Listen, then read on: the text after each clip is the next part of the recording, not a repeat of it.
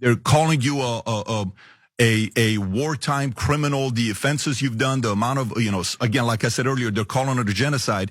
How do you answer to the critics that they don't follow politics, they don't follow the stories closely? But if they see 120 something countries that if you land there, they're supposed to arrest you, the average person is going to say, maybe this isn't a good guy.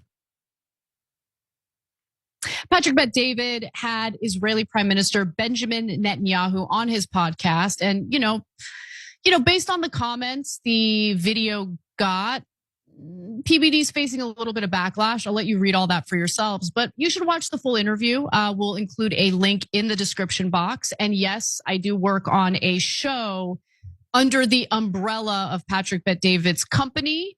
And so I do want to commend him because he lets me run my mouth as much as I want, especially on issues like Israel. And I'm going to do that right now. And so, you guys can weigh in on how you feel about how he conducted the interview.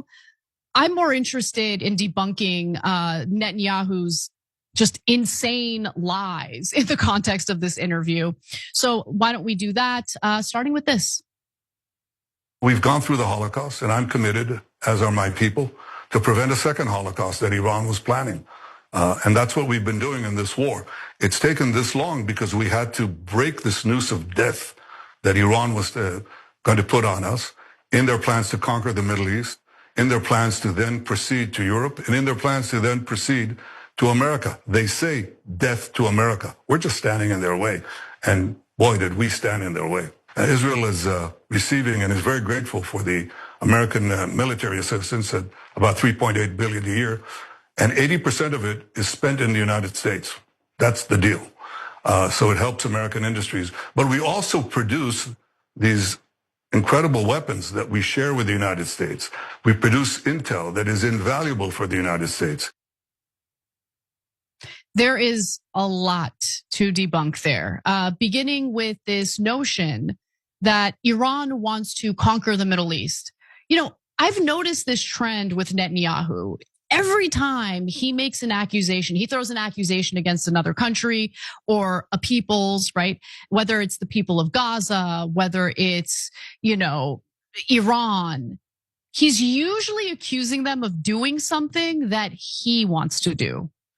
So just a quick reminder, he very recently told I-24 News, an Israeli publication, that he has like this religious connection to the Greater Israel Project. He wants to conquer the Middle East. That's what all this warring is really about. It's not about getting the hostages back, which is why they're annexing the West Bank as we speak, folks. Okay, there are no hostages in the West Bank. We all know that. They've been bombing Yemen. They've been bombing Lebanon. And these are recent bombings, by the way. Okay, so this has been going on because he wants Israel to dominate the Middle East, the Greater Israel Project. Look up the Clean Break memo, which was drafted by 3 neocons in the American government, handed over to Benjamin Netanyahu. Clean break from the Oslo Accords, from establishing peace with the Palestinians, from allowing for the formation of a Palestinian state. And in that memo, it's basically a blueprint that has played out exactly as the blueprint intended. So saying that Iran wants to dominate the Middle East is rich when Netanyahu and the Likud party literally have the Greater Israel Project in their charter. Okay. The other thing I'm noticing about Netanyahu's, media tour is he really tries to frame things in a way that would make Americans think, oh my gosh, we really need Israel. Without Israel, we'd be goners. We'd be goners. Israel's really protecting us from Iran. Except we're the ones who provide all the bombs, all the weapons. And let's not forget, it was the United States. It was the American military. It was American bombs that were utilized to strike Iran's nuclear sites, which could have led to a full-blown hot war, but because of Iran's restraint, It didn't lead to a bigger hot war. But you know what? Netanyahu's not satisfied. Israel's not satisfied. They want the US to go into Iran again. That story's developing as we speak. I'll probably cover it tomorrow. Israel's protecting America? Are you kidding me right now? What a joke. And then one other thing I just have to note.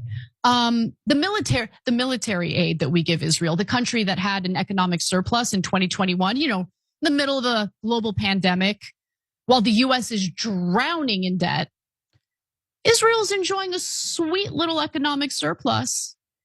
But we're shelling out a ton of money in military aid to Israel anyway. And he talks about how it's so good for America because 80% of that money goes toward buying American weapons. First of all, if that were true, oh wow, thanks Netanyahu. Tax dollars are being redirected from working class people to a tiny group of weapons contractors and manufacturers. How does that benefit ordinary Americans who can't afford housing, don't have health care or universal health care, that's for sure, who just had their Medicaid benefits cut? How exactly does that benefit the American people? But besides which, what he says isn't even true. Israel gets a special little loophole that all the other countries we give military aid to don't get to enjoy. While other countries have to use that military aid to buy American weapons, Israel can actually use that money to buy or manufacture its own weapons. Which is why I keep bringing up the point that our foreign policy toward Israel is essentially helping Israel build its empire using our soldiers and our money. So I hope you had a nice day at work today. A portion of your earnings are going to go toward building Israel's empire. Now, he also mentioned intel. Israel is an important ally to the United States because they provide us intel. The kind of intel that informs our government that Iraq is a big threat to the United States because they are harboring weapons of mass destruction, which of course they didn't have. And that preemptive war in 2003 was a complete and utter disaster. Not a single IDF soldier lost their lives. None of them were on the ground in Iraq, but we certainly lost a lot of soldiers. And we certainly spent a lot of money looking for weapons of mass destruction that didn't even exist. But hey, you know what? Israel got the regime change war in Iraq that Bibi so desperately wanted. Okay. And then there's the intel that they don't share with the United States. Now, Scott Horton, who's incredible, very well read, and I've learned a lot from him, talks about an important piece of intel that wasn't shared with the United States in the lead up to a bombing in Beirut. This was in the 1980s. Okay, so this was the 1983 Beirut bombing, which killed 241 Americans to be specific. They were all soldiers and 59 French troops as well. So here's Scott Horton talking about it on Piers Morgan's show. In Victor Ostrovsky's book, By Way of Deception, he says that the Mossad knew that Hezbollah, or I guess proto-Hezbollah at that time, was making a giant truck bomb and decided explicitly not to warn the Americans before the Beirut attack that killed 241 American Marines in 1983. I have to wonder if that's why Ronald Reagan went ahead and pulled out at that time instead of doubling down. It's because he knew of their treachery. That's again in the book, By Way of Deception. And it just goes to highlight the vast daylight and discrepancy between the interests of the nation state of Israel, which, as the gentleman said, of course, they're a very small nation state. It's in their interest, obviously, to get America to do what they want. I'm a big fan of Scott Horton's, and I'm very excited that he will be joining us on TYT on September 5th. That's a Friday. He will be on a panel with myself and Dave Smith in the first hour, and we'll be talking about foreign policy. I'm obviously very excited about that. But what he mentions is the exact type of intel that would be helpful to the American people, to our soldiers, 241 of them who got killed in that bombing in Beirut. So when Netanyahu brings up how critical Israel is in sharing intel with the United States, it literally makes me feel sick to my stomach. And then get a load of this. He actually brought up the Beirut bombing while talking to PBD. Let's take a look. Israel is different. It really is. We know that we have to fight for ourselves, and we do. But when we fight for ourselves, we fight for you too. Because we fight Iran. Iran tried to murder President Trump not once, but twice. Iran killed and wounded thousands of Americans with their IEDs, explosive devices, in Iraq and Afghanistan. Iran killed 241 Marines in Beirut. They bomb your embassies. They burn American flags. But if you look at who's actually fighting Iran, it's Israel. It's Israel, our brave soldiers. No, this man makes me sick. He makes me sick, genuinely. USS Liberty, another Israeli attack, by the way, on one of our Navy ships in an effort to, frame Egypt and get the United States to invade Egypt. This stuff is sick. And so to hear him talk about how important Israel is to our safety here in the United States, not only is it a lie, it's an insult. Final thing that I need to bring up, because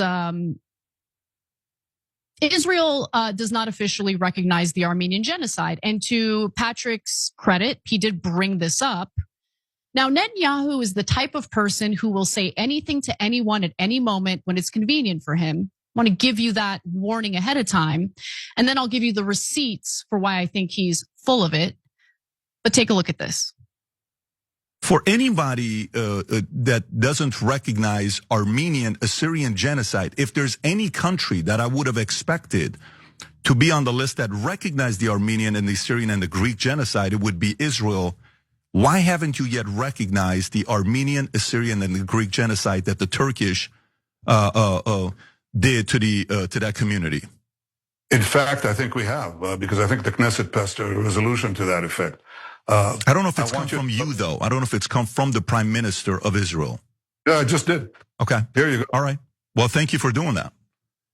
Thank you for doing that. I appreciate you. That's important to me. And I'm sure a lot of Armenians, Assyrians, and Greeks around the world appreciate you saying that. I'm not one of those Armenians. I don't appreciate anything about Netanyahu. I think that he is a disgusting war criminal. I think he's a brazen liar.